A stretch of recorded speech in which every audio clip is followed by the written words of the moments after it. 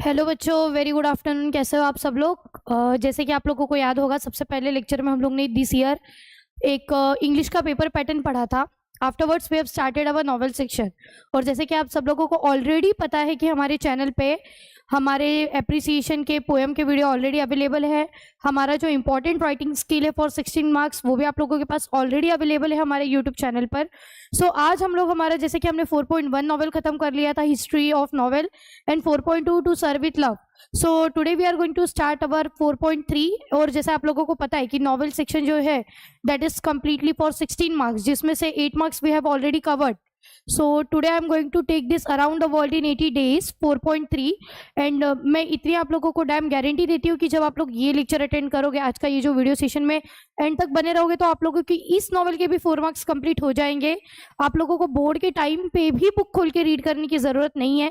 Character आपको जैसे पिछले नॉवल के वर्ड टू वर्ड याद हो गए थे, वैसे इस नॉवल के भी आपको वर्ड टू वर्ड सारे कैरेक्टर से रिलेटेड जो भी स्टोरी लाइन्स है वो इंपॉर्टेंट स्टोरी लाइन आप लोगों को याद हो जाएगी। सो आपके 12 मार्क्स तो कंफर्म हो गए। और इसके बाद के सेशन में हम लोग हमारा 4.4 भी खत्म कर देंगे, सो दैट आपके 16, 14 जो इंपॉर्टेंट मार्क्स है वो कवर हो जाएंगे। Then we will begin with our grammar section. Okay, so without wasting our time I think so we have to start this. So around the world in 80 days, as the name is given, around the world in 80 days. पूरे दिन, मतलब बोलते हैं ना कि 80 days में जो पूरी दुनिया घूमनी है, 80 दिनों में पूरी दुनिया घूमनी है। तो क्या है, what is around the world in 80 days? 80 दिन में पूरे दुनिया में क्या क्या हुआ? तो चलते हैं without wasting our time story की तरफ। Jules Gabriel Verne, 1828 born year है, 1905 डेथ ईयर है। जूल्स गैब्रियल वर्नी ने ये जो नॉवेल है वो लिखा है। He is the French novelist, poet and playwright. Verne के मतलब जो पॉपुलर सीरीज है वो सारी जर्नी रिलेटेड है, जर्नी के एडवेंचर रिलेटेड है। तो उन्होंने लिखा है centre of the earth in 1864, 20,000 league under the sea 1817 and around the world in 80 days that is in 1873। Verne को अगर हम लोग बात करेंगे तो मेजर लिटरेचर में, लिटरेरी ऑथर में फ्रांस एंड यूरोप में, मतलब बोलते हैं ना कि काफी ज्यादा फेमस थे वो। Verne has been second most translated author in the world.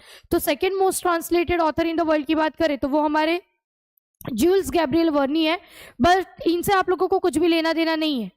इस नॉवेल के जो नॉवेलिस्ट है जूल्स गैब्रियल वर्नी, ओके, उन्होंने क्या किया है कि जितने भी नॉवेल लिखे हैं वो एडवेंचर्स के रिगार्डिंग ही लिखे। Around the world in 80 days ये 1873 में लिखा है, ठीक है। तो अगर बात करेंगे तो सबसे second most top translated author in the world वही है। इनसे हमें कुछ भी लेना देना नहीं है, हमें इस बात पे ध्यान ही नहीं देना है। We will not waste our time. So हम बिगिनिंग करते हैं हमारे कैरेक्टर्स के साथ।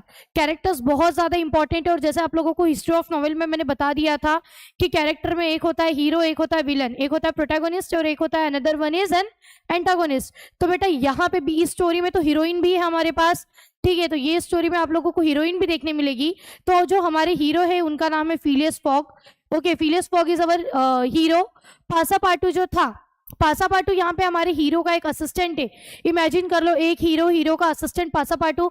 यहाँ पे जो हमारी सबसे ब्यूटीफुल सी हीरोइन है उसका नाम है औदा, और यहाँ पे एक डिटेक्टिव फिक्स दिया है।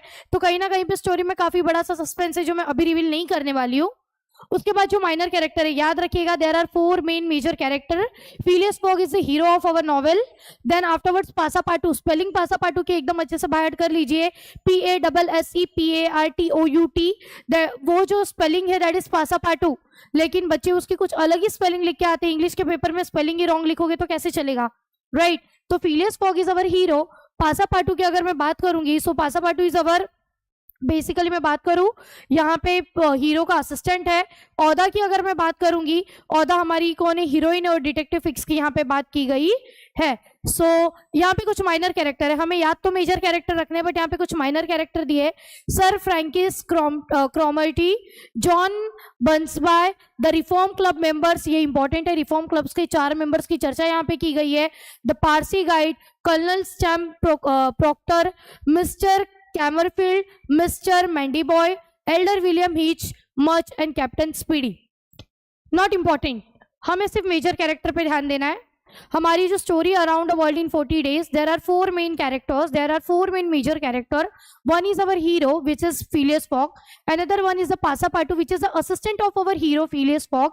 Another one is the Oda, which is the heroine of our novel, we can say. Oda यहाँ पे heroine है हमारे story की. And there is one detective Fix, जिसके वजह से detective है जो कि, तो जिसके वजह से कुछ ना कुछ suspense है. But अब हमें क्या करना है, theme देखनी है. Theme based question आता है कि what is the theme of this novel, what is the theme of the 4.3 novel. तो ये जो थीम है वो थीम क्या है वो जानना बहुत जरूरी है. तो theme is an important aspect of this novel. The novel is full of adventure and the excitement which the readers come across and enjoy from the beginning to the end.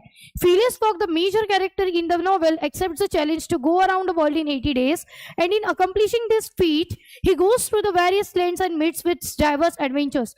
Thus, the novel proceeds at a fast pace. There is always some excitement resulting from the various encounters.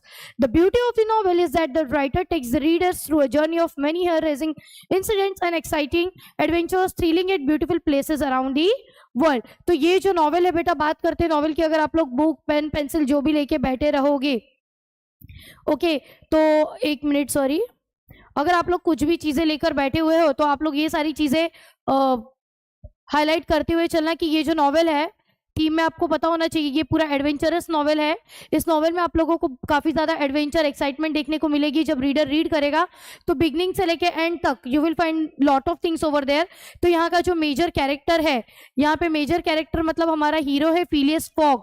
किसकी बात कर रही हूँ मैं? Phileas fog. नाम तो याद रखना ही होगा, नाम है फिलियस फॉग. तो फिलियस फॉग हमारे मेजर कैरेक्टर है बेटा. वो क्या करते हैं कि एक चैलेंज एक्सेप्ट करते हैं अपने दोस्तों के साथ कि वो 80 डेज में क्या करेंगे, पूरी दुनिया घूम लेंगे.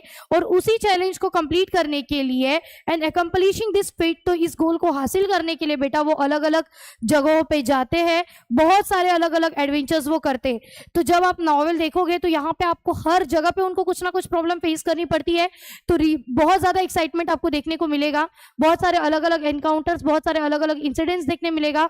इस नॉवेल की ब्यूटी कुछ ऐसी है कि राइटर आपको इतने ज्यादा मतलब हेयर रेजिंग इंसिडेंट, इतनी ज्यादा वहां पे अलग अलग शॉकिंग थिंग्स हुई है. आपके बुक में तो काफी कम दिया है. पूरा नॉवेल रीड करोगे तो पूरे 80 डेज की जर्नी दी है. फर्स्ट डे क्या हुआ, सेकेंड डे क्या हुआ, थर्ड डे क्या हुआ, फोर्थ डे क्या हुआ, और जब अलग अलग दिन अलग अलग इंसिडेंट जो हुए फिर भी वो बंदा हीरो है, आखिर जीतना तो है. तो नॉवेल जो मतलब जो बेट वो जीत जाएगा, दैट इज अनदर थिंग. तो आपको बहुत सारे एक्साइटिंग एडवेंचरस थ्रिलिंग मोमेंट आपको यहाँ पे देखने को मिलने वाले हैं. द मोस्ट इंपॉर्टेंट फीचर, अब सबसे पहली बात तो इस चीज को आप लोग याद रख लेना, the most important feature of this adventure is feature of this adventure novel is time. याद रखो कि सबसे पहली बात तो ये एडवेंचरियस नॉवेल है, ये एक एडवेंचरस नॉवेल है. याद रखना यहाँ पे आप लोगों को काफी ज्यादा एडवेंचर देखने मिलेगा. इसका सबसे इंपॉर्टेंट फीचर, इसका सबसे इंपॉर्टेंट थीम है time.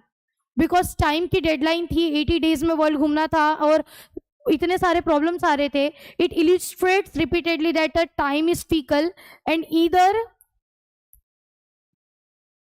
either works for or against them in many cases. Time foils their plans when the delays build up and ships and trains leave without them, that sometimes land the characters in trouble. In the end, Fogg wins the bet as he gains a day when crossing the international dateline. The ultimate message is that no one can control the time. Time will work the way it wants to work and humans are its mercy. तो बेटा time यहाँ पे important prospect इसलिए दिया है क्योंकि time के वजह से कभी कभार जो रीडर थे, ठीक है, जो हमारे जो हीरो थे, सॉरी हीरो, कभी कभार ट्रेन मिस हो जा रही थी, शिप मिस हो जा रही थी. तो टाइम के वजह से समटाइम्स उनको बहुत सारी प्रॉब्लम फेस करनी पड़ रही थी. और सबसे इंपॉर्टेंट बात तो हमको यही यहाँ पे सीखने को मिलती कि टाइम जो है, ओके, टाइम के वजह से जो हमारा कैरेक्टर है वो ट्रबल में जा रहा था. तो अगर मैं बात करेंगे कि अल्टीमेट मैसेज इसका क्या है, अल्टीमेट मैसेज यही है, जब आप लोग लिखोगे ना कि theme of this novel, theme of this adventurous novel is time, this message, this novel gives us a message that the no one can control the time. Time अपने अकॉर्डिंग ही काम करता है. The time will work the way it wants to work and all humans are its mercy. हम सब तो वक्त के गुलाम है, राइट? ये बात भी सही है, इसमें गलत तो कुछ दिया नहीं. तो पहला अगर थीम का क्वेश्चन आया देखो बोर्ड एग्जाम में अगर आपको थीम आई तो this is the adventurous novel, ये एक एडवेंचरस नॉवेल है। ओके इसका जो मेजर फीचर है, जो मेजर थीम है वो है टाइम। याद रखना due to just because of the time जो हमारा मेन हीरो था, ठीक है, our major character was in trouble due to the time problem only. तो हमें ये मैसेज मिलता है, this novel gives us a message that no one can control the time will work the way it wants to work and all humans are its mercy। तो अब बात करते कि ये स्टोरी शुरुआत हुई तो कैसे हुई, राइट तो यहाँ पे दिया, before his journey around the world fog lived a solitary life. He closed himself off to others and cared little about the way he was perceived by other people. By the end of the trip, though, he recognized the importance of human connections, both in the form of love with Oda and friendship and loyalty with Passepartout. Above all, this new understanding and appreciation is the greatest thing he has gained from this trip, though he has the opportunity to double his fortune. Fog motivation to embark on such a crazy adventure has little to do with the money. Instead, he wants to preserve his honor and prove his worth to the men of the Reform Club to show that he can do what he sets out to do. Fog spends nearby all of his money along the way, showing that riches are not what he is truly out for. For Phileas Fogg, honor is more important than money. तो दूसरी बात, सबसे पहला point तो हो गया time. Theme जो important चीजें वो पूरी डिटेल में पढ़ना ही पड़ेंगे, तो सबसे पहला फीचर था टाइम। दूसरा अगर आप लोग बात करेंगे कि ये जो फिलियस फॉग थे, इस जर्नी से पहले बात करते हैं कि फिलियस फॉग की जो जिंदगी थी, हीरो की जो जिंदगी थी, वो एकदम सॉलिटरी लाइफ थी, वो अकेली वाली लाइफ जीते थे, उनको किसी से कोई भी लेना देना नहीं था, वो दूसरों से खुद को दूर रखते थे। He closed himself off to the others, वो कभी भी किसी से ज्यादा क्लोज नहीं होते थे, उनको लोगों से कुछ भी लेना देना नहीं था, उनको मतलब बोलते ना कि उनको लोगों से कुछ भी लेना देना था ही नहीं। लेकिन by the end of the trip, इस ट्रिप में ऐसा कुछ होता है कि उनको ओहदा मिल जाती है, तो इस ट्रिप के एंडिंग में उनको ह्यूमन रिलेशन समझ में आने लगता है, उनको ह्यूमन कनेक्शन समझ में आते हैं। तो ओहदा से उनको कनेक्शन समझ आता है इन द फॉर्म ऑफ लव, और फ्रेंडशिप उनको समझ में आती है, फ्रेंडशिप एंड लॉयल्टी विद पासापाटू। तो पासापाटू उनका एक लॉयल, एक वफादार उनका असिस्टेंट होता है, जिसकी वजह से उनको ह्यूमन कनेक्शन समझ में आ रहा है। तो सेकंड थीम अगर इस नॉवेल की आई बेटा, अगर आप लोग अपने ओन से लिखोगे तो you can write over there, the second major important thing in this novel is the human connection. Throughout the journey our hero Phileas Fogg has gain the importance of the human connection in the form of love with Oda and in the form of friendship, okay, in the form of friendship and loyalty with पासापाटू। तो ये सारी जो understanding appreciation थी, ये सब उनको इस trip से मिली है। और उनके पास बेटा मतलब बोलते हैं ना कि अपनी अपॉर्चुनिटी उनके पास ऐसी थी कि वो अपने फॉर्च्यून को डबल कर सकते थे। इन द सेंस उन्होंने कुछ 20,000 पाउंड्स की कुछ बेट लगाई थी, आपको आगे पता चलेगा। तो अगर बात करने जाएंगे तो उनके पास ये था कि वो अपना जो फॉर्च्यून है, राइट, कि उनके पास इससे पैसा डबल हो जाएगा, अरे पैसा डबल हो जाएगा, लेकिन उस जर्नी में उनका पैसा भी तो जाने वाला था। तो उनको इस एडवेंचर से पैसे के साथ कुछ भी लेना देना नहीं था, उनको बस ये प्रूव करना था कि अगर उन्होंने कुछ डिसाइड कर लिया, he wants to preserve his honour and prove his worth to the man of the reform Club. उनको ये प्रूव करना था कि उनको उनकी रिस्पेक्ट बहुत ज्यादा प्यारी थी। सही बात है, उनको अपनी ऑनर की चिंता थी कि उन्होंने जो सेट आउट किया है कि वो डिसाइड करते वो चीज वो कर सकते हैं, ये उनको बताना था। फॉग ने बेसिकली अपना पूरा पैसा जर्नी में लगा ही दिया था। तो रीच वो नहीं होते बेटा जो पैसे से रीच होते, उनके अकॉर्डिंग उनकी जो ऑनर थी, उन्होंने जो बोला था, उनको जो प्रूफ करके दिखाना था, वो उनके लिए ज्यादा इंपॉर्टेंट था। Through out the entire trip Fogg and his group encounter various obstacles standing in their way. These challenges allow them to use their quick thinking to come up with innovative solution to even the most complicated of the problems, relaying the message that no problem is unsolvable. It is not only Fogg who shows his clever wit in coming up with the solution. Passepartout too shows his ingenuity in multiple situations. तो पूरे trip के through fog और उनके group ने बहुत सारे problem को face किए थे, ठीक है, उनके रास्ते में बहुत सारी प्रॉब्लम आई थी, ठीक है। तो मतलब बोलते हैं ना कि इतनी सारी प्रॉब्लम आने के बाद भी अगर बात करेंगे, उन्होंने बहुत सारी इनोवेटिव सोल्यूशन के साथ, बहुत सारी अपने टेक्निक्स के थ्रू उन्होंने उस प्रॉब्लम को क्या किया था, रिजॉल्व किया था। तो उनके अकॉर्डिंग एक मैसेज हमें इस नॉवल से ये भी मिलता है कि नो प्रॉब्लम इज अनसॉल्वेबल। ऐसा कोई भी प्रॉब्लम नहीं होता कि बेटा जो सॉल्वेबल नहीं होता है। वो कहते हैं कि फिलियस फॉग ने अपनी क्लियर मतलब बोलते हैं ना कि क्लियर विट, अपनी चालाकी से, और उनके जो असिस्टेंट थे पासापाटू ने भी कई बार अपनी चालाकी से बहुत सारे प्रॉब्लमेटिक सिचुएशन को हैंडल किया है। तो थीम में बस इतना याद रखो। अब मैं मेन स्टोरी पे आती हूँ, फिर मैं थीम का तुम्हें एक शॉर्ट नोट देती हूँ। मेजर कंसर्न ये होता है कि ये जो स्टोरी है, यहाँ पे रिफॉर्म क्लब के मेंबर की बात हो रही है, जहाँ पे हमारे जो हीरो है फिलियस फॉग रोज रिफॉर्म क्लब जाते हैं। ओके तो रिफॉर्म क्लब जब वो जाते हैं तो उनकी 4 फ्रेंड्स रहते हैं, उनकी 4 फ्रेंड्स से चर्चा होती रहती है, और उस वक्त हुई रहती है लंदन में बैंक में रॉबरी, उस वक्त लंदन के बैंक में हुई रहती है चोरी। ओके तो ये चोरी वाली चर्चा से बात करते करते अचानक से फिलियस फॉग और उनके दोस्तों के बीच में बेट लग जाती है, एक वेजर हो जाता है कि वो फिलियस फॉग कहते हैं कि वो 80 डेज में पूरा वर्ल्ड घूम लेंगे। अब उनके फ्रेंड लोग को लगता है ये इम्पॉसिबल है, तो वो बेट लगाते हैं और वो बेट पे निकल भी जाते हैं। जब वो बेट पे निकल जाते तो जस्ट बिकॉज ऑफ उन्होंने एक बेट लगाई रहती कि वो यहाँ से वहां जाएंगे, पूरी दुनिया घूमनी है, तो वहीं पे एक डिटेक्टिव फिक्स होता है जिसको लगता है कि इसने चोरी की इसलिए ये बार बार यहाँ वहां भाग रहा है और शायद इसलिए इसके पास इतने पैसे भी है। तो डिटेक्टिव फिक्स उनके रास्ते में बहुत सारी प्रॉब्लम लाते रहते। तो ऐसे जब वो अपने एंड मतलब बोलते ना कि जब वो अपनी जर्नी कंप्लीट करके रिटर्न पहुंचने ही वाले होते हैं, उतने में क्या हो जाता है कि उनको पुलिस पकड़ लेती है। तो बेसिकली वो मतलब बोलते हैं ना, लेकिन फिर भी वो बेट जीत जाते हैं क्योंकि वो इंटरनेशनल डेडलाइन से उनको ऐसा लगता है कि 80 डेज हो गए, लेकिन बेटा इंटरनेशनल डेडलाइन अब इंटरनेशनल टाइमिंग अलग होता है, तो उसकी वजह से उनको एक दिन एक्स्ट्रा उन्होंने गेन किया रहता है। तो एट लास्ट हीरो तो हीरो है, बेट तो वो जीत जाएंगे, लेकिन वहां पे बहुत सारा मिर्च मसाला स्टोरी में आप लोगों को देखने मिलेगा। लेकिन जो पहला पॉइंट हमने स्टार्ट किया वो था हमारा थीम।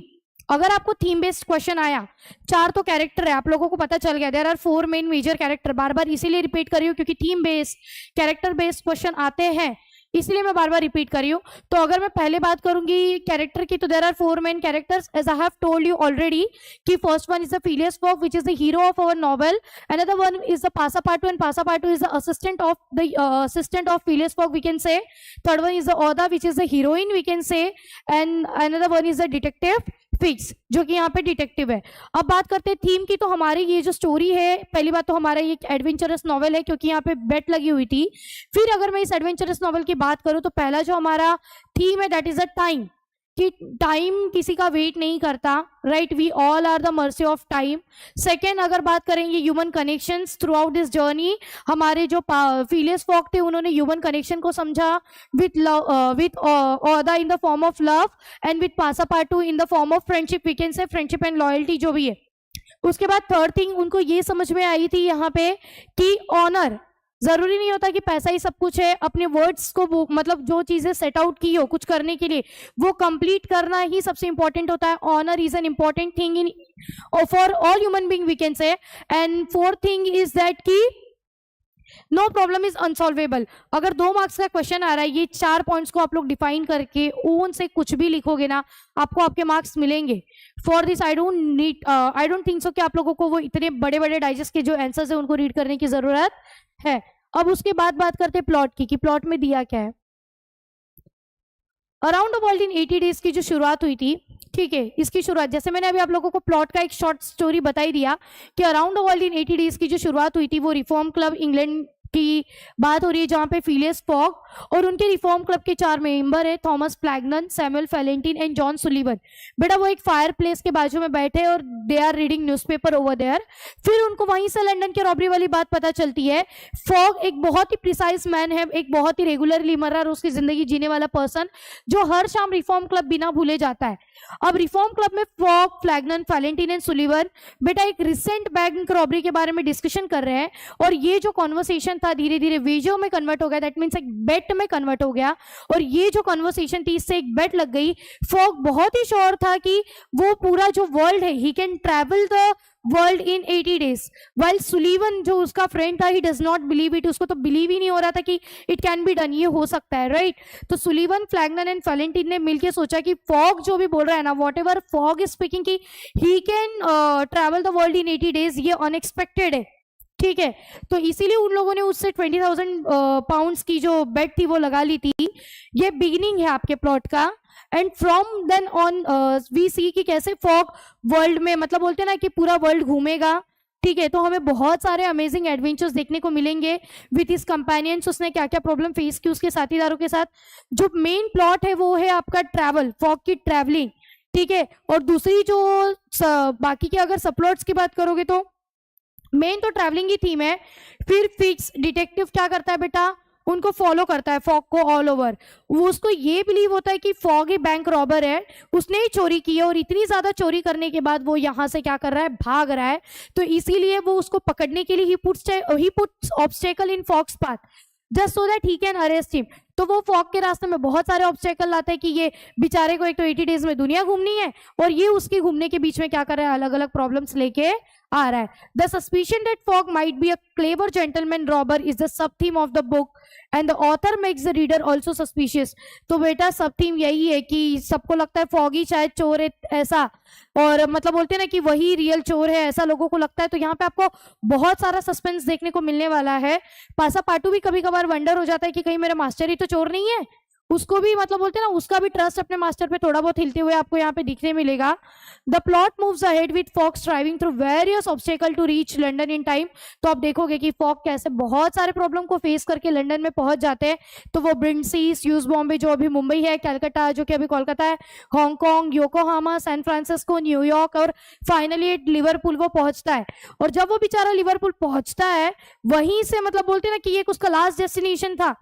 लिवरपूल जब वो पहुंचता है तो वो थोड़ा सा लेट हो जाता है, उसको लगता है कि उसने अपनी डेडलाइन मिस कर दी है लंदन पहुंचने की, लेकिन रियलिटी में वो पूरे एक दिन जल्दी आया रहता है। और आखिर में हमारा हीरो तो हीरो है, और फॉग क्या करता है, बेट को जीत जाता है। Fogg wins the wager and in the course of his travel finds himself a worthy charming beautiful wife to. और यहीं पे एक ऐसी सिचुएशन आ जाएगी स्टोरी में कि फिलियस फॉग के पास कुछ भी नहीं बचता, उसको लगता है, लेकिन उस वक्त औदा उसका साथ देती है और उसको प्रपोज करती है कि मुझे आपसे शादी करनी है। तो एंड ऑफ द स्टोरी उसको अपना ऑनर मिलेगा, रिस्पेक्ट, पैसा, पानी, साथ में एक ब्यूटीफुल सी लेडी भी उसको मिल जाएगी।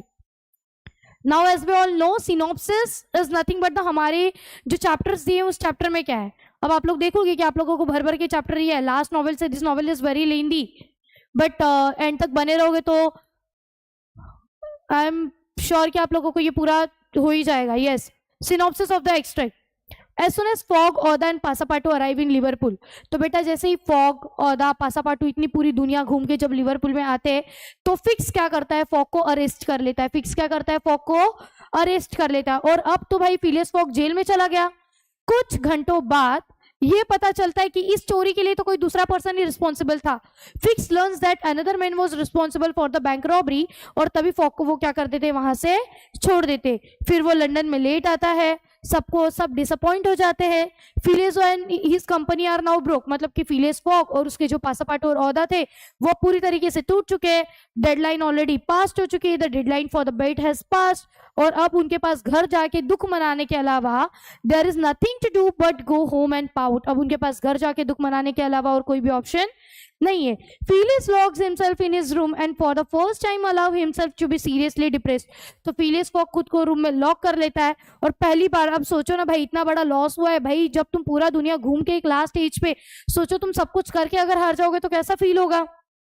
तो वो मतलब बोलते हैं ना कि कंप्लीटली वो डिप्रेस्ड हो जाता है। Aouda and Passepartout are so worried that they two can't eat और स्लीप। अब ओदा और पासापाटू भी बहुत ज्यादा वरीड हो गए, वो भी बहुत ज्यादा स्ट्रेस में, ना उन लोग कुछ खा पा रहे, ना उन लोग कुछ मतलब बोलते हैं ना नींद आ रही है। अब सोचो ना इतना बड़ा लॉस होगा तो किसको अच्छा लगेगा। The following evening, Fogg apologized to Oda for being unable to provide for her comfort as a result of losing the bet.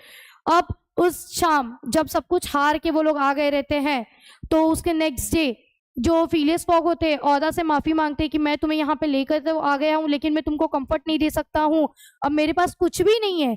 लेकिन ओदा बहुत अच्छी वुमेन होती है, उसके बदले में in turns proposes marriage to him. लेकिन वो क्या करती है, उसके बदले में उनको प्रपोज करती है कि आप मुझसे शादी कर लो, मैं तुम्हारे साथ ही रहूंगी। और वो जॉयफुली एग्री हो जाता है, वो तो खुश हो गया भाई। तो फिर Passepartout is sent to engage a clergyman. He runs off to get a reverend to marry Fogg and Oda the next day, which they all think is Monday. While running to grab the nearest preacher to marry Phileas Fogg and Oda, Passepartout find out that it is actually Sunday, not Monday, like the group has been thinking. By traveling eastward around the world, Phileas Fogg, master calculator and obsessive organizer, has forgotten that the time he has gained by journeying through all those time zones. तो अब होता क्या है कि जब वो propose करती है शादी करने के लिए, ओके तो फिलियस फॉग कहते हैं पासापाटू को कि जाओ शादी करवाने के लिए क्लर्जीमैन को लेके आओ। जब वो क्लर्जीमैन को ढूंढने जाता है तो उनको लगता है कि कल मंडे है, शायद कल शादी होगी। जब वो नियर बाय प्रीचर शादी करवाने वाले उस फादर को ढूंढने जाता है, क्लर्जीमैन को ढूंढने जाता है, तब ही गॉट टू नो कि अरे नहीं, कल मंडे नहीं है, कल तो संडे है, मतलब सैटरडे की बेट लगी थी और आज सैटरडे ही है, अभी भी अपने पास टाइम है। वो भाग के जाता है कैब में, अपने मास्टर का कॉलर पकड़ता है, मूवी का सीन इमेजिन कर लो, अपने मास्टर का कॉलर ग्रैब करता है, उसको कैब में टैक्सी में भरता है और लेके आता है। और एट लास्ट मतलब बोलते हैं कि उनको ये होता है कि उनका मास्टर कैलकुलेटर मिस्टेक कर देता है। उन्होंने ईस्टवर्ड से ट्रैवलिंग की थी और इंटरनेशनल डेडलाइन से ट्रैवलिंग करने की वजह से उनको लगता है उन्होंने 80 सनराइज देख लिया, 80 दिन हो गए, बट ऐसा नहीं हुआ रहता है, उनको एक दिन पूरा एक्स्ट्रा मिला रहता है। तो he learns that the journey through the time zones had gain them a day and that they are not at all late. Passepartout races home, grabs Phileas Fogg by the collar, shows him into a cab and deposits him at the club. Phileas Fogg presents himself with a minute to spare and effectively wins the bet. He is rich once more, but more important, as he says to himself, he has won the heart of a very charming woman. तो मुद्दे की बात यही है बेटा, सोचो ना, hero का ये हैप्पी एंडिंग आप लोग देखोगे, यहाँ पे हीरो भाई उसको लेडी भी मिल गई, बंदी भी मिल गई है, पैसा भी मिल गया है, ऑनर भी मिल गया भाई, रिस्पेक्ट मिल गई पूरी तरीके से। इंटरनेशनल डेडलाइन की वजह से शायद वो बंदी उसको प्रपोज नहीं करती तो शायद वो उसका शादी के लिए ढूंढने नहीं जाते क्लर्जीमैन और उनको पता नहीं चलता। तो अगर हम बात करेंगे तो वो सच में उनके लिए गुड लक साबित हो गई थी। तो उनके अकॉर्डिंग उनको सब कुछ मिल गया, बेट जीत गए और मोस्ट इंपॉर्टेंट थिंग कि उन्होंने एक ब्यूटीफुल वुमेन, एक चार्मिंग वुमेन का दिल जीत लिया था। टाइम वेस्ट नहीं करते, अब तो आपको स्टोरी समझ में आई गई है कि क्या स्टोरी है। तो अब जो जो हमारे लिए इंपॉर्टेंट हाइलाइट्स है, जो जो बोर्ड के अकॉर्डिंग क्वेश्चंस आएंगे कि क्या क्या सीक्वेंस में क्या क्या चीजें हुई, कभी कभार क्रोनोलॉजिकल ऑर्डर आ जाएगा। अब आप लोगों को इतना तो पता चल गया है कि फिलियस फॉग हीरो है और द हीरोइन है, तो छोटी छोटी चीजें अब आप लोगों को याद रखनी है so that you can write your answer by your own self and don't worry, we will provide the notes on link, जो भी है आप लोगों को मिल जाएगा। In which Phileas Fogg at last reaches London. अब देखो चैप्टर नंबर 34 से शुरुआत हो रही है, मैंने वही बोला कि अब हम लोग चैप्टर्स में जो दिया वो हमने सिनॉप्सिस में देखा।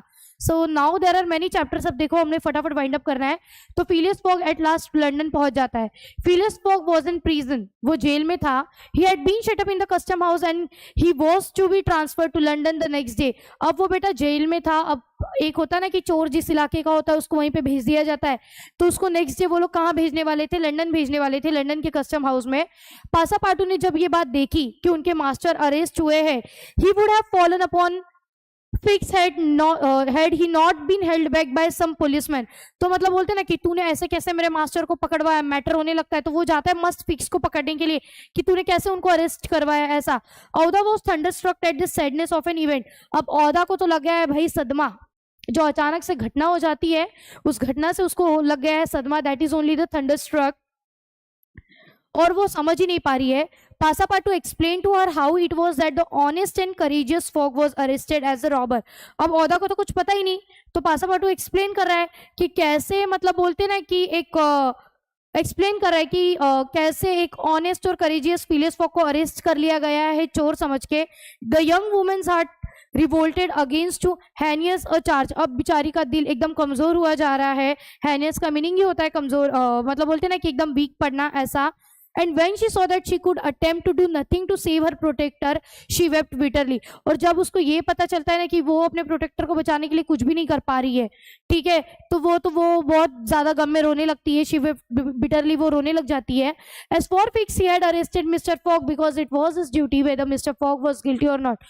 और अब फिक्स को तो कुछ भी गिल्ट है नहीं, क्योंकि फिक्स के अकॉर्डिंग ये तो उनकी ड्यूटी थी कि उनको अरेस्ट करवाना ही था, बट ऑब्वियस है वो डिटेक्टिव था, उसका काम ही था चोर को पकड़वाना, तो उसको बिल्कुल भी गिल्ट था नहीं।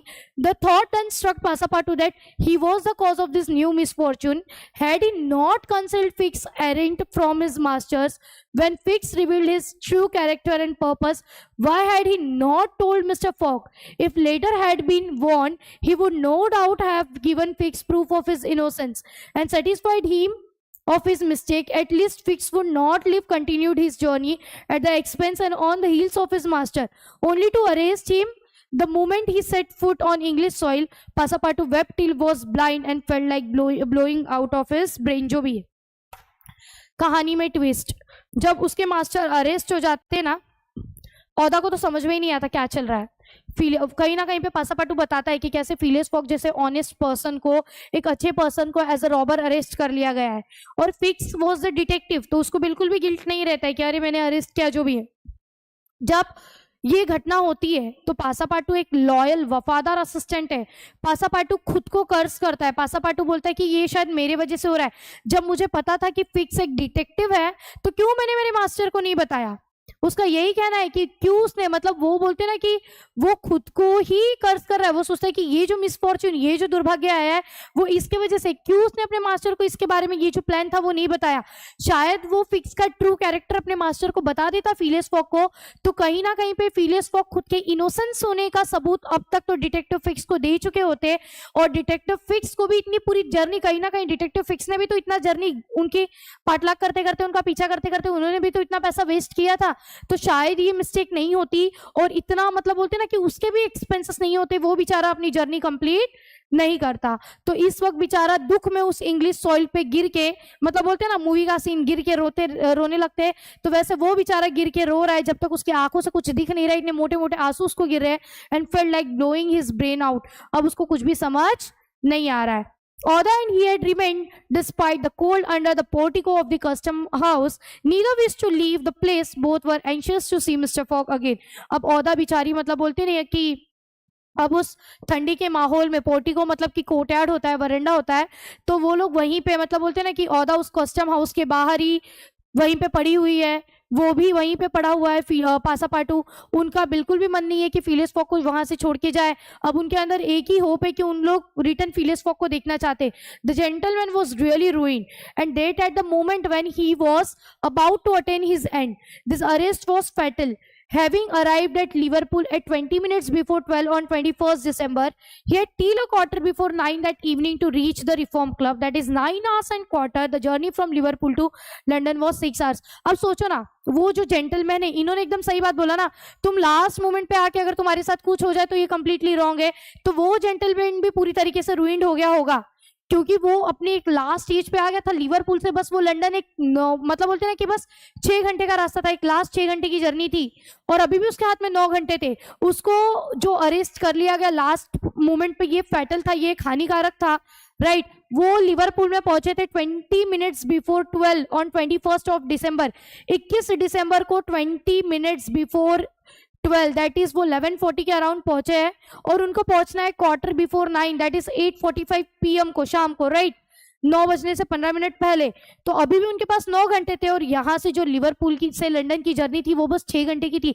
वो हंसते खेलते 3 घंटे पहले पहुंच जाता। If anyone at this moment had entered the custom house, he would have found Mr. Fogg seated, motionless, calm, and without apparent anger, upon a wooden bench. He was not, it is true, resigned, but this last blow failed to force him into an outward betrayal of any emotion. Was he being devoured by one of those secret rages? All the more terrible because contained and which only burst forth with an irresistible force at the last moment. No one could tell. There he sat calmly waiting for what? Did he still cherish hope? Did he still believe, now that the door of this prison was closed upon him, that he would success? तो अब देखो, अगर कोई भी इस moment पे आने के बाद फेल होगा तो बहुत हानिकारक तो है ही।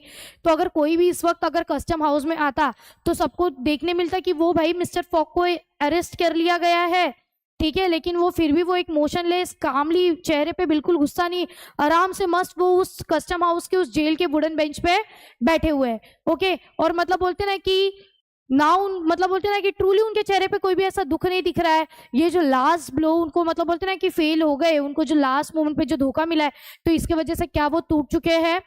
Was he being devoured by one of those secret raids? मतलब कि ये जो चीज उनसे उनके साथ हुई है, ये जो दुर्घटना हुई है, क्या उसके वजह से क्या वो हिम्मत हार चुके हैं? क्योंकि ये बहुत टेरिबल चीज थी लास्ट मोमेंट पे उनके साथ जो भी चीजें हुई है। तो क्या वो कोई एक इरेजिस्टिबल फोर्स के बारे में सोच रहे, वो किसी को कुछ बोल भी नहीं रहे, तो वो वहां पे कामली क्यों वेट कर रहे हैं? ठीक है, डिड स्टिल चेरिश होप? क्या उनके मन में अभी भी कोई होप है कि क्या वो अभी भी बिलीव करते कि ये जो कस्टम हाउस के दरवाजे उनके मुंह पे बंद हुए वो खुलेंगे और उनको बाहर जाने को मिलेगा? However that may have been, Mr. Fogg carefully put his watch upon the table and observed its advancing hands. Now not a word escaped from his lips, but his look was singularly set and stern. The situation in any event was a terrible one and might be thus treated. If Phileas Fogg was honest, he was ruined, and if he was a knave, he was caught. तो अगर बात करेंगे कि पता नहीं क्या वो carefully उस बेंच पे उन्होंने अपनी वॉच रखी है बेटा, और वो वॉच को बहुत अच्छी तरीके से देख रहे हैं, उस वॉच की घड़ी के कांटों को वो देख रहे हैं, वो कुछ भी बोल भी तो नहीं रहे, ठीक है, एकदम सेट है, एकदम स्टर्न, एकदम स्टडी पोजीशन में वो जैसे थे वैसे के वैसे बैठे हुए हैं।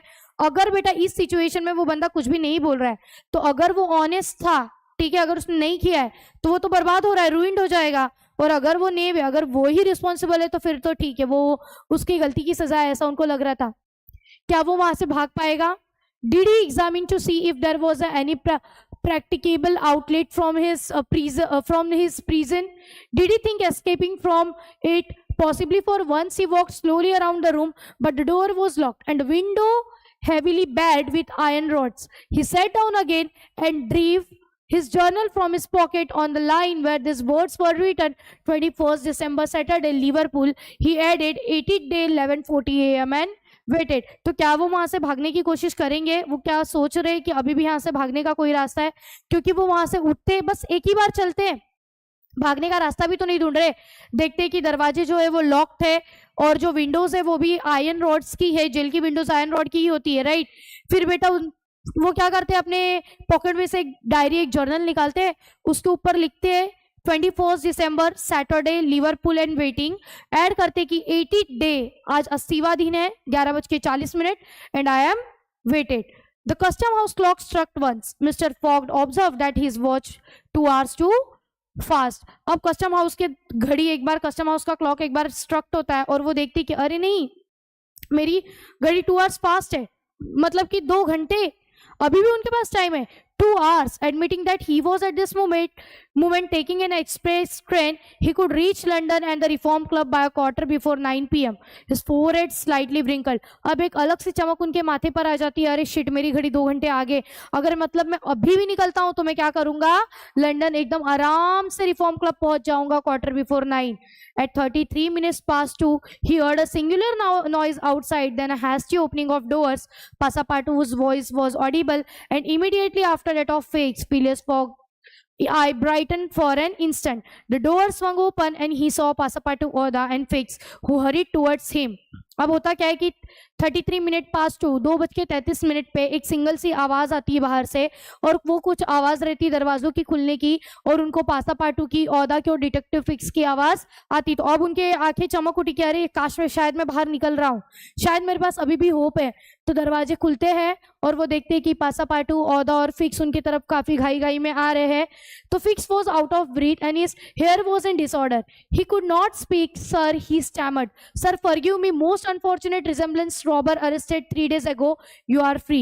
Phileas Fogg was free. He walked to the detective, looked him steadily in the face, and with the only rapid motion he had ever made in his life, or which he ever would make, drew back his arms and with precision of a machine knocked Fix down. वो देखते हैं कि दरवाजे खुले, फटाफट उनकी तरफ आ रहे, कौन कौन आ रहे, पासापाटू आ रहा है, औदा आ रही है, और कौन आ रहा है, फिक्स आ रहा है। तो जब उनके पास फटाफट आते तो फिक्स उनको आके माफी मांगता है कि सर मुझसे बहुत बड़ी गलती हो गई है, एक ऐसा रिजेम्बलेंस हो गया है, जो एक्चुअल चोर था वो 3 दिन पहले ही अरेस्ट हो चुका है, अब तुम फ्री हो। तो जितना रैपिड मोशन में वो चल सकता था, ये फिलियस फॉग हीरो, जिंदगी में शायद जितना फास्ट वो चल सकते थे उतना फास्ट वो फटाफट स्टेडीली चल के जाते हैं, और जाके वो क्या करते हैं, फिक्स को एक जोर से पंच मारते हैं। ठीक है, एक मशीन की स्पीड से जाना, और मतलब बोलते हैं ना, एक नॉक्ड हिम फिक्स डाउन, मतलब बोलते हैं ना कि उसको एक जोर का पंच मारते हैं। Well hit, cried Passepartout. Parbleu, that's what you might call a good applications of English fist. तो बाप रे, तो जब वो जोर का मार के उसको एक ही हिट में गिरा देता है तो पासापाटू खुशी से बोलने लगता है, वाह, वेल हिट, क्या मारा है। जैसे हम लोग बोलते हैं ना सुपर्ब, ऑसम, वैसे इंग्लिश में वो पैरब्लू है। ओके, तो मतलब बोलते ना कि क्या कस के मारा है, वो उसका कहने का मीनिंग था। Fix who found himself on the floor did not utter a word. He had only received his deserts. Mr. Fogg, Oda and Passepartout left the custom house without delay, got into a cab, and in a few moments descended at the station. Phileas Fogg asked if there was an express train about to leave for London. It was 40 minutes past 2. The express train had left 35 minutes before. Phileas Fogg then ordered a special train. तो fix को लगता, मतलब बोलते ना कि अब fix तो नीचे गिर गया, बेचारा क्या ही बोले, कुछ भी नहीं बोल पा रहा था। मिस्टर फॉग, पासापाटू और औदा फटाफट उन लोग कस्टम हाउस से निकल के कैब लेने के लिए निकलते हैं और उन लोग तुरंत स्टेशन आ जाते हैं। सोचो 2:33 को निकला है, वो फटाफट स्टेशन भी आ जाते हैं। फिलिस फॉग वहां पे आने के बाद बोलता है कि क्या लंदन के लिए कोई स्पेशल ट्रेन है। तो जो ट्रेन थी 40 मिनट पास टू 2:40 की ट्रेन थी। सोचो 2:33 को वो निकला है, 2:40 की वो ट्रेन थी, लेकिन उसका नसीब इतना खराब है कि आज वो 2:40 की ट्रेन 2:35 पे ही चली गई थी। तो फिलिस फॉग एक स्पेशल ट्रेन ऑर्डर करता है और वहां पे ऐसे बहुत सारे फास्ट लोकोमोटिव्स थे। तो रेलवे ने मतलब बोली थी ना कि रेलवे ऐसे अरेंजमेंट नहीं कर सकता था, अगर कोई स्पेशल ट्रेन निकालनी भी है तो स्पेशल ट्रेन 3 बजे से पहले वहां से नहीं जा सकती थी। तो क्लियरली बोला गया था कि अगर कोई स्पेशल ट्रेन भी जाएगी तो वो 3 बजे से पहले नहीं जा सकती थी। तो इस टाइम पे फिलिस फॉग सोच रहे थे कि उन्होंने एक इंजीनियर मतलब बोलते ना कि उन्होंने इंजीनियर्स को ऑफर किया, एक रिवॉर्ड रखा कि जो जल्दी मतलब बोलते ना कि जो इंजीनियर फटाक से मतलब पहुंचाएगा उनको, मतलब जो लोको ड्राइवर उसको वो क्या करेंगे, कुछ ना कुछ रिवॉर्ड देंगे। और फिर बेटा वो लोग क्या करते हैं, लंदन औदा के साथ वो जाते हैं, औदा एंड पासापाटू के साथ। It was necessary to make the journey in 5 hours and a half, and this would have been easy on a clear road throughout. But there was forced delay, and when Mr. Fox stepped from the train at the terminus, all the clocks in the London were striking 10 minutes before 9. तो अब उनको कुछ भी करके ये जो journey थी वो 5.5 घंटे में कंप्लीट करनी थी, 5 hours and half में, ठीक है। तो ये मतलब बोलते ना ये पॉसिबल था, रास्ता अगर क्लियर हो तो, ट्रैफिक ना हो तो, लेकिन फिर भी डिले हो गया। और बेटा जब वो लंदन के टर्मिनस पे उतरते हैं तो वो उनको 15 मिनट पहले उतरना रहता है ना, 8:45 को, 9:15, लेकिन वहां पे 9 बजने को बस 10 मिनट रहते हैं, मतलब सिर्फ 5 मिनट की बात होती है। Having made the tour of the world was behindhand 5 minutes he had lost the wager. तो पूरी दुनिया घूम के आने के बाद सिर्फ 5 मिनट की वजह से वो बंदा आज अपनी बेट को क्या कर रहा है, हार रहा है। तो ये था चैप्टर 34, जहां पे आपको समझ में आया कि वो जेल में गए, जेल से बाहर निकले और बेटा वो 5 मिनट लेट क्या हुए, यहाँ पे आए। अब यहाँ पे उसको चैप्टर नंबर 35 में देखोगे कि इन विच फिलिस फॉग को क्या करना है कि अपने ऑर्डर पासापाटू को रिपीट नहीं करने हैं। The dwellers in the Savile Row would have been surprised the next day if they had been told that Phileas Fogg had returned home. His doors and windows were still closed and no appearance of change was visible. After leaving the station, Mr. Fogg gave Passepartout instruction to purchase some provisions and quietly went to his domicile. तो मतलब बोलते हैं ना कि next day अगर बात करोगे, swivel रो जहाँ पे वो रहते थे, सेविल रो के जो ड्वेलर्स थे, जो वहाँ के रहने वाले रहीवासी थे, वो कहीं नहीं सकते कि पासापाटू और फिलिस फॉग रिटर्न आए। नेक्स्ट डे भी दरवाजे खिड़की वैसी ही बंद थी, ठीक है, डोर्स विंडोज वैसे ही क्लोज थे। और मतलब बोलते हैं ना आफ्टर लिविंग द स्टेशन, जैसे वो लोग स्टेशन पहुंच गए थे तभी फिलिस फॉग ने पासापाटू को इंस्ट्रक्शन दे दिया था कि घर के लिए जो भी जरूरी चीजें हैं, जो भी इंपॉर्टेंट डोमिसाइल है वो ले लो। He bore his misfortune with habitual tranquility, ruined and by the blundering of the detective. After having overcome 100 obstacles, braved many dangers, and still found time to do some good on his way to fail near the goal by a sudden event which he could not have foreseen and against which he was unarmed. It was terrible, but a few pounds were left to the large sum he had carried with him.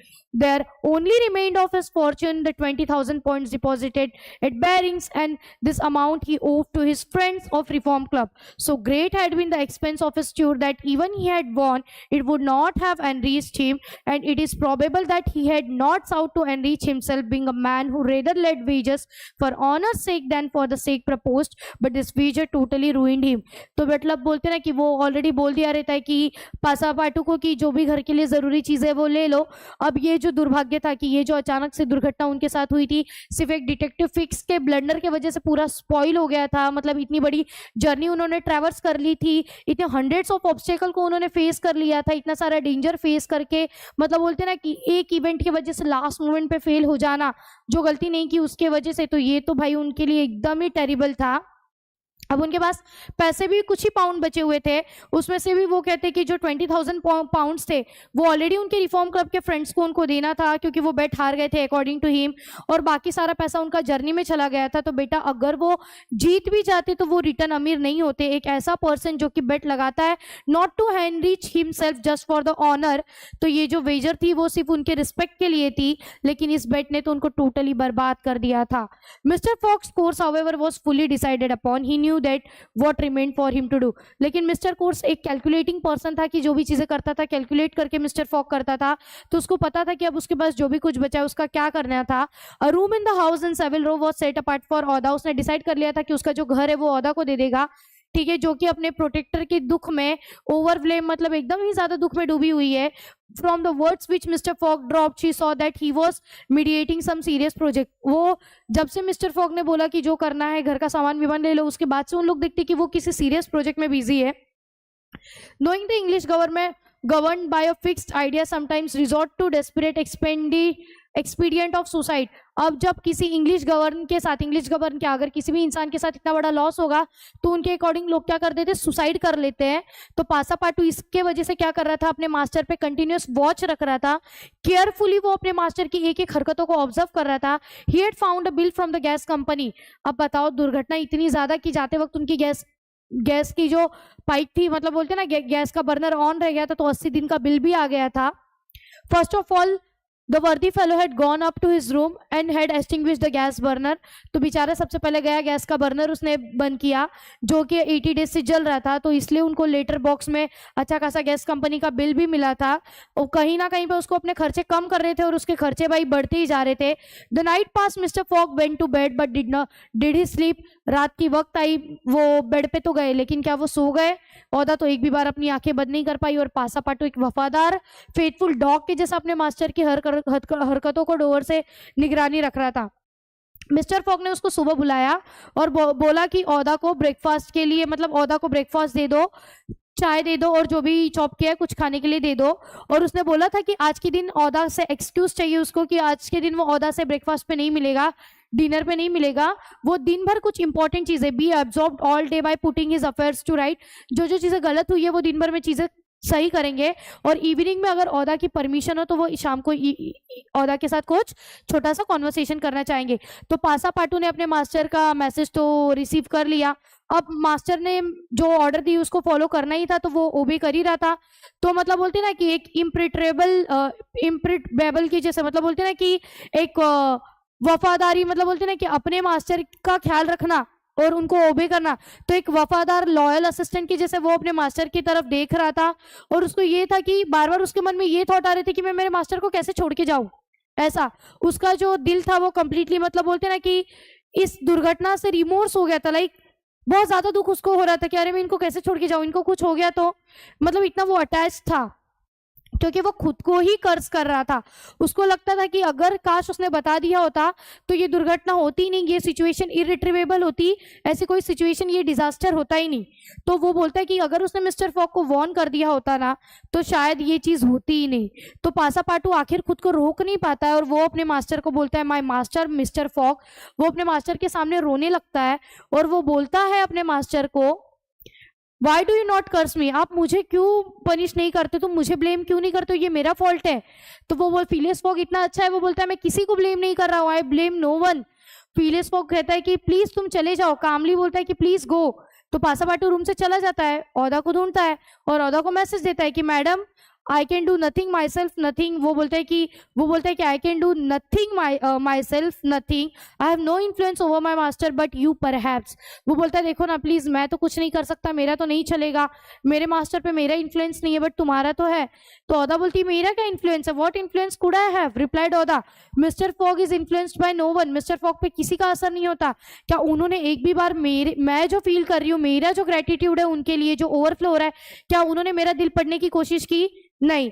तो my friend he must not be left alone and instant you say he is going to speak with me this evening.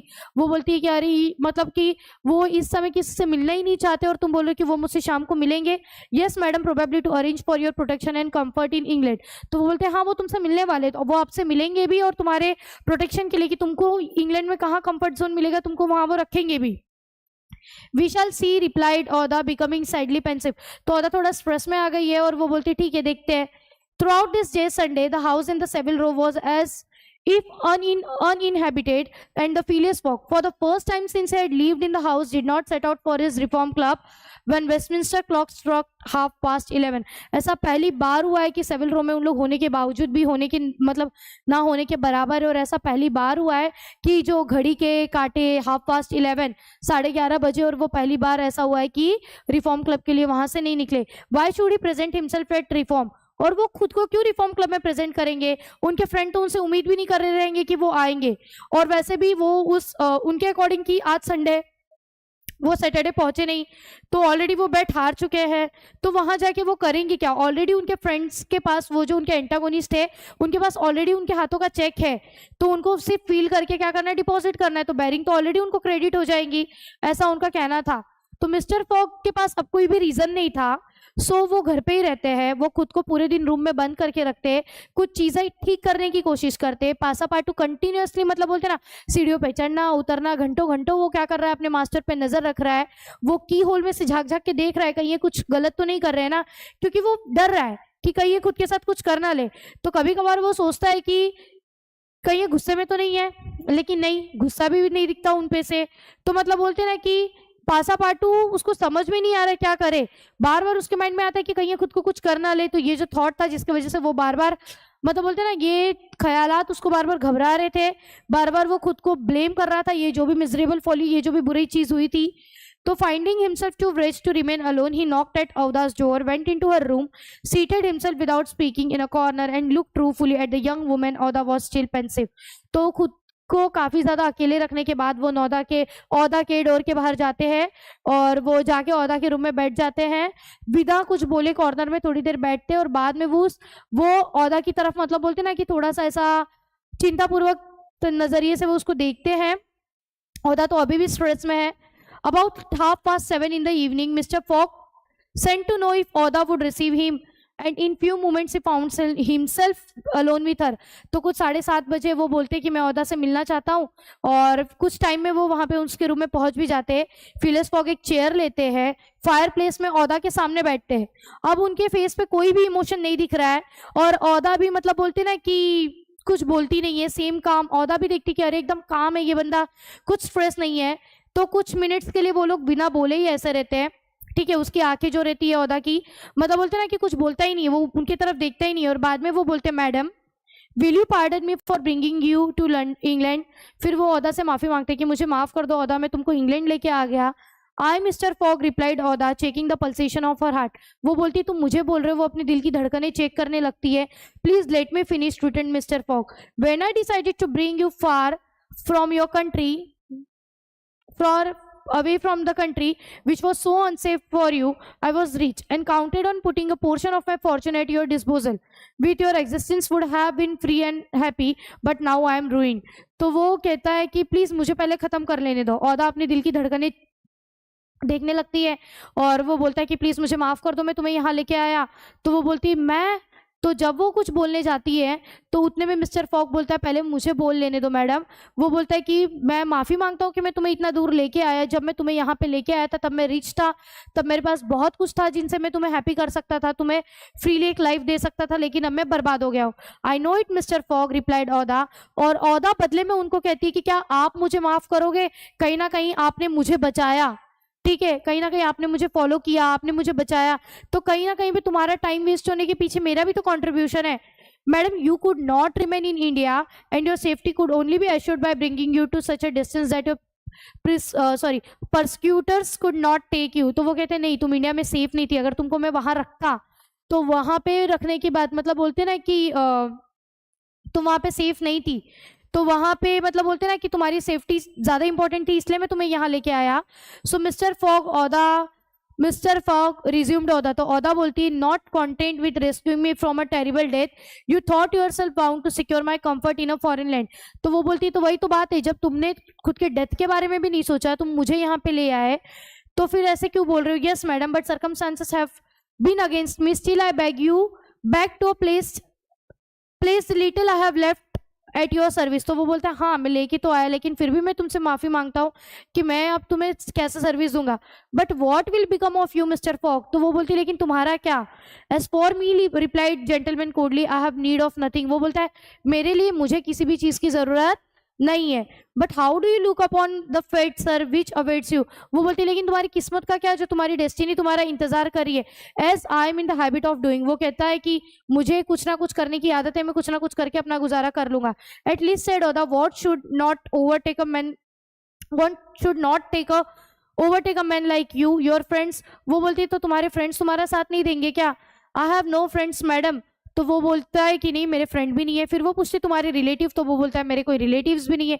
I pity you then Mr Fogg for solitude in a sad thing with no heart to which you can confide your griefs. They say though that misery itself shared by two sympathetic souls may not be born with patience। वो बोलती है तुम्हारे friends नहीं है, relatives नहीं है, तो तुम एक सॉलिटरी लाइफ, अकेले इंसान हो, तुम किसी को अपना दुख नहीं बांट सकते। तो जो दो दिल तन्हा है, लाइक मतलब बोलते ना कि जिनके पास दुख दर्द बांटने के लिए कुछ नहीं है, तो क्या किया जाए। तो दे से सो मैडम। तो वो बोलते तो Mr Fogg said Aouda rising and seizing his hand, do you wish me at once a kinswoman and a friend, will you have me for your wife. तो वो उसका हाथ पकड़ के बोलती है कि क्या फिलियस फॉग आप मुझे एज अपनी wife, as a friend accept करोगे। Mr Fogg at this rose in his turn, there was an unwonted light in his eyes and a slight trembling of his lips. Oda looked into his face, the sincerity, rectitude, firmness and the sweetness of his soft glance of a noble woman who could dare all to save him, to whom she owed all. At first astonished, then penetrated him. He shuts his eyes for an instant as if he to avoid her look. When he opened them again, I love you, he said simply. Yes, by all that is holiest, I love you and I am entirely yours. तो जब वो बोलती है कि क्या तुम मुझे अपनी एज अ वाइफ एक्सेप्ट करोगे, तो मिस्टर फॉग उस टाइम पे थोड़ा खड़े हो जाता है। एक अलग सी चमक, उसके लिप्स थोड़े ट्रैम्बल होने लगते हैं, एक अलग सी चमक उसके आंखों में रहती है। ओदा उसको बोलते हैं ना कि देखने लगती है। ये जो सिंसेरिटी थी, ये जो रेक्टिट्यूडनेस, मतलब ये जो सॉफ्टनेस थी, ये जो फर्मनेस थी, ये जो स्वीटनेस थी, एक नोबल वुमन, जिस पर्सन ने उसके लिए इतना कुछ किया, वो एट लास्ट उसकी होना चाहती है। तो मतलब बोलते हैं ना कि वो कंप्लीटली उसकी होना चाहती है। तो ये बहुत बड़ी बात थी। थोड़े से टाइम के लिए फिलियस फॉग अपनी आंखें बंद कर लेता है, और बेटा जब वो अपनी आंखें खोलता है तो वो सिंपली उसको आई लव यू बोलता है। तो वो कहती है yes, by all that is holiest, I love you and I am entirely yours. तो ओदा भी कहती है यस। तो इस मतलब बोलते हैं ना कि वो भी उसको रिप्लाई बैक में आई लव यू बोलती है और कहती है कि मैं कंप्लीटली तुम्हारी हूँ। Cried Aouda pressing his hand to her heart. तो उसके मतलब बोलते हैं ना कि उसके हाथों को वो दिल से लगा के मतलब ना कि खुशियां मना रही है। Passepartout was summoned and appeared immediately. Mr. Fox still held Oda's hand in his own. Passepartout understood and his big round face became as radiant as the tropical sun at its zenith. तो Passepartout वहां पे आता है और ये सारी चीजें देख के अभी भी फिलियस फॉग का हाथ ओदा ने पकड़ा होता है। तो ये देख के Passepartout समझ जाता है कि यहाँ पे क्या हुआ है, और Passepartout के आंखों में भी मतलब Passepartout का चेहरा भी खुशी से एक खिल जाता है, एक रेडियंट से शाइन आ जाती है। जैसे मतलब बोलते हैं ना कि हॉरिजॉन जेनिथ में जैसे एक सूरज निकल आया हो, वैसी खुशियां वहां पे आ गई है। तो मिस्टर फॉग उसको बोलते हैं कि अगर ज्यादा लेट नहीं हुआ है तो हम सैमुअल विल्सन को शादी करने के लिए कल बुला लेते हैं। Passepartout smiled his most genial smile and said never too late। तो Passepartout कहता है कहाँ लेट हुआ है, it was 5 minutes past 8, just 8:05 हो रहे। Will it be for tomorrow Monday. वो बोलता है क्या तुम लोगों को शादी कल करनी है। For tomorrow Monday said Mr Fogg turning to Aouda. तो मिस्टर फॉग ओदा की तरफ देख के कहते हैं क्या शादी कल करनी है। Yes tomorrow Monday she replied. वो कहती है हाँ शादी तो हमें कल ही करनी है। तो Passepartout फटाफट जाता है और क्लर्जीमैन को ढूंढने अब वो निकला है। तो ये इस लेसन में देखोगे कि कैसे फिलियस फॉग का नाम एक चेंज पे आ गया है। It is time to relate what a change took place in English public opinion when it transpired that the real bank robber, a certain James Fred, had been arrested on the 17th day of December at Edinburgh। अब थोड़ा सा suspense आ गया story में, ठीक है, कि English public जो थी, ओके, तो इंग्लिश पब्लिक अब ओपिनियन दे रही है कि एडिनबर्ग में जो ओरिजिनल बैंक रॉबर था जेम्स फ्रेंड, वो ऑलरेडी अरेस्ट हो गया था 17 दिसंबर को। अब फिलियस फॉग उसकी भी कुछ खबर नहीं है, वो नहीं थे क्रिमिनल, ये तो पता चल गया, लेकिन उसके बाद भी उस ऑनरेबल जेंटलमैन की मतलब बोलते हैं ना कि उसकी जर्नी का अब कोई भी रिकॉर्ड नहीं आ रहा है, सब लोग कैलकुलेट कर रहे हैं, कुछ भी नहीं। The paper resumed their discussion about the wager, all those who had laid bets for or against him reviewed their interest as if by magic the Phileas Fogg bonds again बिकेन negotiable. अब बेटा Phyllis fog के ऊपर bond बनने लगे भाई कि वो आएगा नहीं आएगा, उसके ऊपर बेट लगने लगी थी, बहुत सारे वेजर्स खड़े हो गए थे। फिलिस फॉग का नेम एक बार रिटर्न एक मतलब बोलते हैं ना मार्केट में आ गया था कि चलो वो जो चोर था वो तो अरेस्ट हो चुका है, तो अब शायद फिलिस फॉग आएंगे। तो उसके जो 5 फ्रेंड्स थे रिफॉर्म क्लब के, वो 3 दिन से मतलब बोलते हैं ना कि हर जगह से पता लगा रहे थे कि फिलिस फॉग भूल गया, क्या वो आ रहा है, where was he at this moment, वो अभी कहाँ पे है। 17 दिसंबर को जेम्स ट्रेंड अरेस्ट हुआ था, 76 सिंस फिलिस फॉग डिपार्चर। तो फिलिस फॉग तब के निकले थे और तब से उनकी कोई भी न्यूज नहीं आई है। क्या वो मर गए, क्या उनके एफर्ट्स उन्होंने खत्म कर दिए जर्नी के regarding. And would he appear on Saturday, क्या वो 21 दिसंबर को आएंगे शाम को रिफॉर्म क्लब में 9:15। ये सारी चीजें रिफॉर्म क्लब सलून में बहुत सारी चर्चा हुई थी, एंजाइटी इतना बढ़ रही थी। लंदन के जो लोकल सोसाइटी के लोग थे, टेलीग्राम्स अमेरिका भेजे जा रहे थे, एशिया न्यूज जा रही थी कि किसी ने फिलिस फॉग को देखा, क्या वो वहां से निकल गया। सेविल रो का घर का तो खिड़की दरवाजा खुला ही नहीं है, लोगों को ऐसा लग रहा था। पुलिस भी अब क्या कर रही थी, उनको ढूंढ रही थी। डिटेक्टिव को पूछा गया, वो भी एक फॉल्स मैसेज, बेचारा बेट बढ़ते जा रही थी, नेवरदिलेस उसकी वैल्यू बढ़ते जा रही थी। फिलिस फॉग एक रेस हॉर्स हो गए थे, उसके उनके ऊपर सट्टेबाजी हो रही थी, आएंगे नहीं आएंगे। ठीक है, तो ये टर्निंग पॉइंट आ गया था। तो मतलब बोलते ना कि 100 बिलो पारा, बहुत सारी बेट उनके ऊपर लग गई थी। 20, 10, 5। एक पैरालिटिक और लॉर्ड थे एल्बरमेल, उन्होंने भी उनके फेवर में बेट लगा दी थी। बताओ, बहुत ज्यादा क्राउड, मतलब बोलते ना कि जैसा कुछ बड़ा इवेंट होता है तो सब आके जम जाते। समझो अरमान मलिक का कॉन्सर्ट हो रहा है, तो उसी तरीके से बहुत ज्यादा क्राउड वहां पे जमा हो गया था सैटरडे इवनिंग। ऐसा लग रहा था कि बहुत सारे ब्रोकर, सट्टेबाजी एकदम लेवल पे चल रही थी, बहुत सारा सर्कुलेशन चल रहा था, बहुत सारी डिस्कशन चल रही थी फाइनेंस की, बहुत सारे ट्रांजैक्शन हो रहे थे, बोली पे बोली लग रही थी, लोगों की आवाज, एक्साइटमेंट एकदम बढ़ते जा रही थी। 5 एंटागोनिस्ट जो थे ग्रेट सलून क्लब में, John Sullivan, Samuel Fallentin, bankers, Andrew Stuarts और जो इंजीनियर गॉथियर राल्फ था, ये लोगों को ऐसा लग रहा था, इनकी भी एंजाइटी बढ़ते जा रही थी, क्या वो आएंगे। जब क्लॉक 20 मिनट पास्ट 8, जब 8:20 हुआ, तो एंड्रू स्टुअर्ट जो था वो खड़ा हुआ और वो कहता है कि अरे अब तो बस 20 मिनट है, वो नहीं आएगा शायद।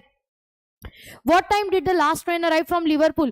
लास्ट ट्रेन कब आई है लिवरपूल से? फिर उन्होंने थॉमस फ्लैगनन से पूछते हैं, फिर उन लोग वो भी चेक करते हैं। एट 23 मिनट पास्ट 7, 7:33 पे आई है, ऐसा गॉथियर राल्फ बोलता है। तो उसके भी पैसेंजर की भी लिस्ट चेक होने लगती कि क्या वो उसमें से फिलिस फॉग आए। फिर मतलब बोलते हैं ना एंड्रू स्टुअर्ट, फिलिस फॉग तो 7:23 के ट्रेन में भी नहीं आए हैं। सारी चीजें चेक होती है। Wait, don't let us to be too hasty, replied Samuel फेलेंटिन।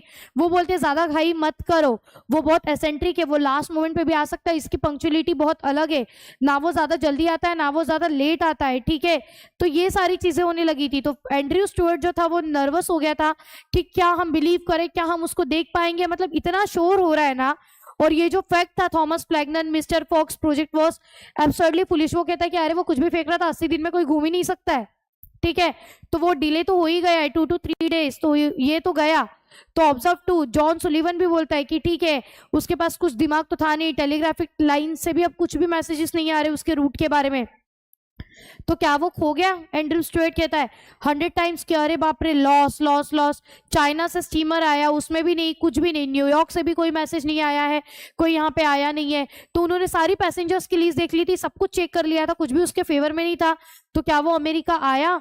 मतलब बोलते ना कि शायद वो मतलब लेट हो गया, लोगों को यही लग रहा था और सबको लग रहा था कि अब लॉर्ड एल्बरमेल को तो लग रहा था वो अपने 5000 पाउंड्स खो देगा। It is clear, replied Gauthier Ralph, and we have nothing to do but to present Mr. Fox check at Barings tomorrow. उसका फ्रेंड तो बोलता है कि कुछ नहीं, चलो हार गया है, कल इसका चेक दे देंगे। At this moment the hands of the club clock pointed 20 minutes to 9. अब 9 बजने को 20 मिनट है, लास्ट के 5 मिनट है। 5 minutes more, said Andrew Stuart. Andrew Stuart कहता है बस 5 मिनट है, 5 मिनट। ठीक है, अब लोगों की एंजाइटी बढ़ रही है, सब विश कर रहे आ जाएगा नहीं आएगा। वो बोलता है कि मैं तो मेरे 4000 पाउंड तो बेट पे दूंगा ही नहीं। एंड्रयू स्टुअर्ट कहता है सीट पे, ठीक है। तो मतलब बोलते ना ऐसा 4999। अब इनकी भाई बेट बढ़ती जा रही है, लोगों के प्लेयर लोग अपना कार्ड फेंक रहे, सट्टेबाजी एकदम जोरों शोरों में हो रही है, ठीक है। 17 मिनट्स टू 9, अब 9 बजने को 17 मिनट है। थॉमस फ्लैगनर ने अपना कार्ड कट किया, हाथ में लिया, फेंका, फिर भी एक साइलेंस है। सलून पूरी तरीके से बोलते हैं ना क्वाइट है, बहुत ज्यादा शोर की आवाज सुनाई दे रहा है, फिर भी कहीं पे पेंडुलम में एक एक सेकंड बीट बज रहा है, सारी चीजें काउंट हो रही है। 16 मिनट टू 9, 9 बजने को 16 मिनट है, बस 1 मिनट बाकी था। 1 minute more and the wager would be won. उनको लगता है बस 1 मिनट और हम लोग जीत जाएंगे। एंड्रू स्टुअर्ट और उसके पार्टनर एकदम खड़े हो गए, भाई अब तो हम लोग जीतेंगे। 40 सेकेंड एंड नथिंग, 40 सेकेंड बस, टाइम खत्म होनी है और कुछ भी नहीं, समझ रहे हो। उन लोग एक एक सेकेंड काउंट कर रहे हैं। 55 सेकेंड से 5 सेकेंड पेंडिंग रहते हैं, एक बड़ी सी तालियां बजती है, बड़ा सा शोर। Here I am gentleman at the 57 second, the door of the saloon open and the pendulum had not beat the 60th second when the Phileas Fogg appeared and followed by an excited crowd who had forced their way through the club doors and in his calm voice said here I am gentleman। तो सोचो मतलब कि एक 57 second बस last minute complete ही होने वाला रहता है, दरवाजे खुलते हैं रिफॉर्म क्लब के और वो कहता है हियर आई एम जेंटलमैन। बहुत सारी तालियां, बहुत सारे अप्लॉजेस, बहुत सारे लोगों की बेट, और वो लास्ट में वहां पे पहुंच जाता है। तो वो कैसे पहुंचता है, तो कहानी कुछ ऐसी है कि फिलियस फॉग को एक दिन मिल गया रहता है। रीडर को ये याद आएगा कि वो 5 minute past 8 in the evening में जब वो उतरा रहता है तो वो 24 आवर्स मतलब लंदन से ट्रैवल करने की वजह से उसके पास पूरा एक दिन एक्स्ट्रा रहता है।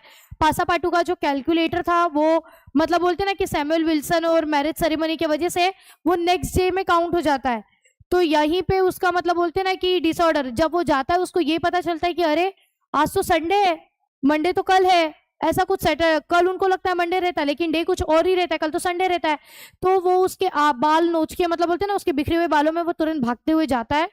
पासापाटू को वो वहां से मतलब बोलते हैं ना कि क्लर्जीमैन के हाउस से ये पता चलता है ना कि अभी भी मतलब 8:20 में उसको ये पता चलता है कि जेंटल 35 मिनट पास्ट 8 जब होते रहते हैं, जब वो वहां पे 8:20 पे वो वहां से उनकी शादी के लिए निकला रहता है कि हाँ जाऊंगा ढूंढूंगा, तब उसको ये पता चलता है कि नहीं आज तो ये दिन नहीं है। इन 33 minutes he was in Savile Row again and was staggered back into Mr. Fogg's room. He could not speak. What's the matter? Asked Mr. Fogg. My master gasped. Passepartout marriage impossible. Impossible for tomorrow. Why so? Because tomorrow is Sunday. Monday, replied Mr. Fogg. No, today is Saturday. Saturday impossible. जाता है जब वो clergyman के पास कि मेरे master की शादी करवानी है, तो जब वो बोलता है क्लर्जीमैन कि अरे शादी कल पॉसिबल है ही नहीं क्योंकि कल संडे, वो बोलता नहीं कल तो मंडे है, तो वो बोलता नहीं आज सैटरडे, वो बोलता है क्या आज सैटरडे, यस यस। तो पासापाटू को वो बोलता है तुमने मिस्टेक कर दी है, 24 आवर्स अहेड तुम चल रहे हो। लेकिन मतलब बोलते हैं ना कि जब उन लोग एक 9 बजने को 10 मिनट कम रहता है जब वो लोग आए रहते हैं, तब एक्चुअली उन लोग एक दिन पहले आए रहते हैं। तो पासापाटू तो अपने मास्टर का कॉलेज मतलब बोलते ना जाता है, कॉलर पकड़ता है उसको, मतलब बोलते ना कि जितनी पावर होगी वैसे किडनैप करके बिना कुछ सोचे कैब में भर के उसको वो सीधा लेके आता है यहाँ पे रिफॉर्म क्लब में। और क्लॉक जब 9:15 होने वाली रहती है, फिलियस फॉग वहां पे आ जाते हैं पूरा अपना 80 डेज का वर्ल्ड घूम के।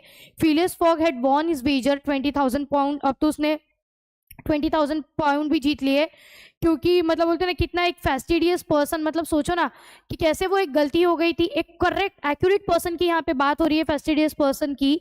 How came he to think that he had arrived in London on Saturday the 21st day of December when it was 20th। वो एक्चुअली 20 दिसंबर को आए थे, फ्राइडे को ही आ गए थे, 79 डेज पे ही वो आ गए थे। तो ये एक एरर हो गया था। Phileas fog without suspecting it gain 1 day. तो उन्होंने बोलते हैं ना कि ईस्टवर्ड से ट्रैवलिंग की थी, तो उन्होंने एक दिन जीत लिया था, मतलब कि गेन कर लिया था वेस्टवर्ड के डायरेक्शन में। तो ईस्टवर्ड से ट्रैवल करने की वजह से उनको ऐसा लगता है कि उन्होंने 80 सनराइज देख लिए, बट एक्चुअली तब 79 सनराइज ही हुए रहते हैं। ये क्रॉस डिग्रीज की वजह से ये प्रॉब्लम हो जाती है। तो ये 360 डिग्रीज की बात हो गई, सरकमफरेंस हो गया अर्थ का 360 डिग्री। तो वो अगर मल्टीप्लाई बाय 4 टाइम्स करेंगे तो वो 24 आवर उन्होंने जीत लिया था, मतलब 24 आवर उनको गेन हो गया था अगर कैलकुलेट करेंगे तो उसके अकॉर्डिंग मेरिडियन 80 टाइम के अकॉर्डिंग उनको पूरा मतलब बोलते ना कि 79 डेज में उनका वो हो गया था जर्नी। और वो सैटरडे लास्ट में रिफॉर्म क्लब पहुंच जाते हैं। अब पासापाटू एकदम फेमस फैमिली वॉच मतलब बोलते ना कि हमेशा अपने पास रखते थे, और सोचो वो हो भी गया। फिलियस फॉग ने 20,000 पाउंड की बेट जीत ली थी। नियरली 19,000 पॉइंट तो उन्होंने मतलब बोलते ना कि पूरे जर्नी में गवा दिया था, लेकिन हाँ ठीक है, उनका जो विनिंग प्राइस था, पेक्यूनरी जो उनको मिली थी विनिंग प्राइस, वो उनका कितना था, 20,000 था। तो उन्होंने ज्यादा पैसा तो नहीं जीता भाई, 90,000 पॉइंट गवा के 20,000 पाउंड जीता तो कुछ बड़ी बात नहीं थी। लेकिन ये बात अलग थी कि बेटा उनको मतलब बोलते ना कि बहुत सारे लोगों का उन्होंने दिल जीत लिया था, राइट। एक चेंजेस ऐसे आ गए थे कि उनके अकॉर्डिंग ये जो मैरिज थी, अब वो रिटर्न क्वेश्चन करते हैं औदा को कि क्या तुम अभी भी मेरे से, मतलब औदा अब उनको रिटर्न क्वेश्चन करिए कि क्या आप अभी भी मुझसे शादी करने के लिए रेडी हो, क्योंकि अब तो तुम्हारे पास सब कुछ आ गया है ना। तो मिस्टर फॉग रिप्लाइड, जी it is for me to ask that question, you are unruined but now you are rich again. तो मतलब बोलते ना कि अभी तो मैं अनरूइंड हो गया था, लेकिन अब तो मैं रिटर्न रीच हो ही गया हूँ। Pardon me madam, my fortune belongs to you. If you had not suggested our marriage, my servant would not have gone to the Reverend Samuel Wilson's. I should not have been apprised of many error and dear Mr. Fogg, said the young woman. Dear Oda, replied Phileas Fogg. तो वो बोलती है कि तुम return अब तो हो गए, ठीक है, तो अब तो तुम मुझसे शादी करोगे या नहीं। तो वो बोलता है तुम ऐसे क्यों बोल रही हो, अगर तुमने मुझे नहीं बोला होता शादी के लिए तो मेरा सर्वेंट जाता ही नहीं ना क्लर्जीमैन के पास, और तब तो हमें पता ही नहीं चलता इतना बड़ा बात कि आज सैटरडे। तो भाई तुम्हारे वजह से कहीं ना कहीं पे तुम मेरा गुड लक हो, तुम मेरा गुड फॉर्च्यून हो, तो तुम्हारे वजह से ही मुझे मेरी रिस्पेक्ट मिले। तो वो बोलता है, तो वो डियर मिस्टर फॉग, डियर औदा, ऐसा उनका थोड़ा लबी डबी बातें हो जाती है। तो मैरिज तो 48 आवर्स बाद ही होने वाली थी। अब पासा पाटू एक बार रिटर्न एकदम मस्त ऑनर में, भाई मेरे मास्टर का तो सेट हो गया है। तो जैसे ही नेक्स्ट डे आया, पासा पाटू फटाफट गया मास्टर के डोर पे, ठीक है। What's the matter Passepartout, what is it sir, why I just have instant found out. उसको क्या मिला रहता है, what that we might have made the tour of the world in 78 days. अब पता चलता है कि हाँ, कि हम लोगों ने तो 78 डेज में कंप्लीट कर लिया था, नो डाउट, क्योंकि उन्होंने जो क्रॉसिंग की थी इंडिया से की थी। I should not have saved Aouda, she would not have been my wife, and Mr Fogg quietly shut the door. अगर वो औदा को नहीं बचाते तो शायद उनकी जर्नी और भी जल्दी कंप्लीट हो जाती, लेकिन वो कहते हैं कि अगर मैं औदा को नहीं बचाता तो औदा मेरी वाइफ नहीं होती ना। तो फिलियस फॉग तो अब वन वेजर जीत गए थे, 80 डेज कंप्लीट हो गए थे।